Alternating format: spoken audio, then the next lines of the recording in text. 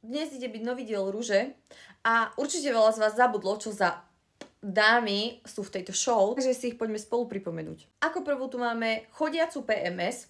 Reálne, kebyže PMS je stelesnené, tak je to toto. Ďalej tu máme pani Danielu a jej dceru, ktorú komentuje totálne celý internet. Akože ja sa k tomu zľadu nejdem vyjadrovať, mne proste pripomína to, čo pripomína. Potom je tu táto osoba, ktorá mi akože extrémne vadí. Vadila mi už hneď po prvej minúte a asi mi bude vadiť úplne celú sériu, lebo sa ju proste nedá počúvať. Tí ľudia, čo s ňou žijú, tak ja ich fakt, že ľutujem. Čo sa týka tejto baby, tak robí 2 biznisy, ja som si zapamätala iba jeden. Zážitkový apartman, proste bordel mama. Ja z nej cítim zlo. Potom tu máme haluškárku, ktorá nespravila na mňa, čo sa týka vzhľadu, dojem, ale všetko proste to vylepšila tým, keď som videla tie halušky. Spomínam si aj na jednu babu, čo tam stále čakala na tú topánku, lebo si bola proste asi neschopná ísť si po ňu sama. Tá vypadne skôr, než si zapamätám jej meno.